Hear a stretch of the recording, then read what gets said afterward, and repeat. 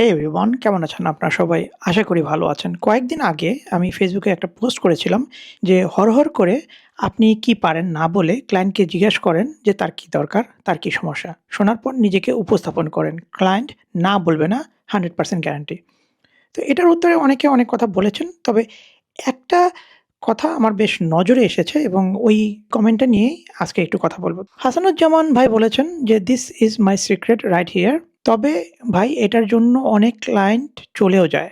তারা সরাসরি বলে, "আপনি ১,০০০ ওয়ার্ড লিখতে কত নেবেন?" আমি যদি বলি, "আপনার প্রজেক্ট সম্বন্ধে জানলে আমার কোড করতে সুবিধা হতো," তাহলে উনারা মুখ ফুলিয়ে চলে যান। আচ্ছা ভাই, যেটা দেখেন একটা জিনিস যে উনি যে আপনার কাছে আ ১,০০০ ওয়ার্ডের জন্য কত টাকা নিবেন সেটা জিজ্ঞেস করতেছে, এটাও কিন্তু তার একটা সমস্যা, রাইট?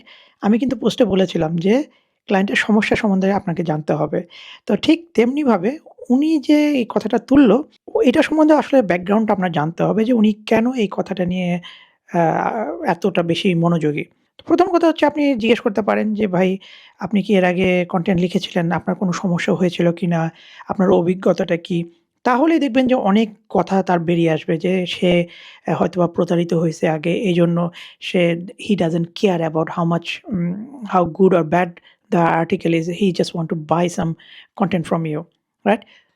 তো এগুলা অনেক কিছু জানার পরে আপনি একটা করতে পারেন এবং আমি হলে যেটা করতাম সেটা বলতেছিলাম যে, "দেখেন ভাই, আপনি তো ১,০০০ ওয়ার্ডের কথা বলতেছেন, আপনার কত ওয়ার্ড লাগবে? ১০,০০০, ২০,০০০, ১,০০,০০০ ওয়ার্ড? আপনি যত ওয়ার্ড চান আমি তত ওয়ার্ডের কনটেন্ট আপনাকে লিখে দেব। এটাতে কিন্তু আমার কোনো সমস্যা নাই। বরং এটাতে আমার লাভ আছে। কি জানেন? আমি খুব কম সময়ে এআই দিয়ে ১,০০,০০০ ওয়ার্ডের কনটেন্ট লিখে দেব এবং আপনার কাছ থেকে আমি টাকা নিয়ে চলে যাব।"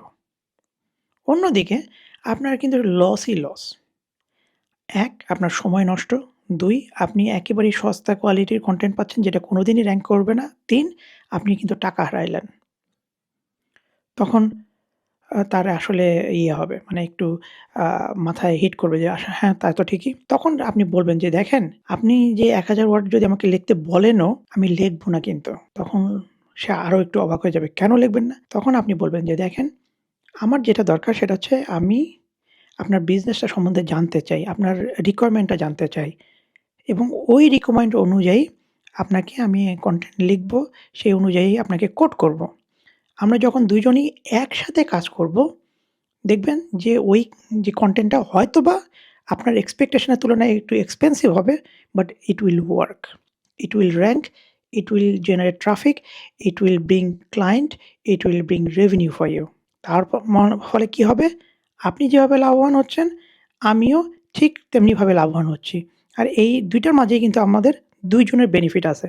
তো এখন আপনি ডিসাইড করেন যে আপনি কিছু না বলে, কোনো রিকমেন্ড না দিয়ে আপনি সস্তায় কনটেন্ট লিখতে চান? নাকি রিকমেন্ড দিয়ে প্রয়োজন মতো একটু বেশি দামে ভালো কোয়ালিটির কনটেন্ট লিখতে চান? এটা আপনার উপরে। ঠিক আছে? তো এইভাবে আসলে কিন্তু আপনি এই সিচুয়েশন এ আপনি ক্লায়েন্টকে ইনফ্লুয়েন্স করতে পারেন। ক্লায়েন্ট যখন ডিসিশন নেবে সেই ডিসিশনটাকে আপনি ইনফ্লুয়েন্স করতে পারেন, আপনার দিকে নিয়ে আসতে পারেন। রাইট? তো এইজন্যই আমি বলি যে ক্লায়েন্ট আপনাকে হয়তোবা নেগেটিভ কথা বলবে কিংবা আপনার পছন্দ হচ্ছে না সেরকম কথা বলবে। আসলে এটা কিন্তু একেকজনের কথা বলার ধরন একেক রকম। একেকজনের way of express their mind is different. তো সবার কথাই যে আপনার ভাল লাগবে এমন না কিন্তু। কিন্তু আপনার সবার কথা শুনতে হবে। বিজনেসে টিকে থাকতে হলে সবার কথা শুনতে হবে, ধৈর্য নিয়ে শুনতে হবে এবং ওই সিচুয়েশনটাকে এনালাইজ করতে হবে এবং যখন এনালাইজ করবেন তখন দেখবেন যে বিষয়টা কিন্তু খুব ইজি হয়ে যাবে। রাইট? তাহলে হোপফুলি যে একটু হলেও ক্লায়েন্ট পারসুয়েশন এর ব্যাপারটা আপনাকে বোঝাতে পারলাম। রাইট? তা আজকে এ পর্যন্ত। ভালো থাকবেন। আমার জন্য দোয়া করবেন। আপনার জন্য রইল শুভকামনা। আল্লাহ হাফেজ।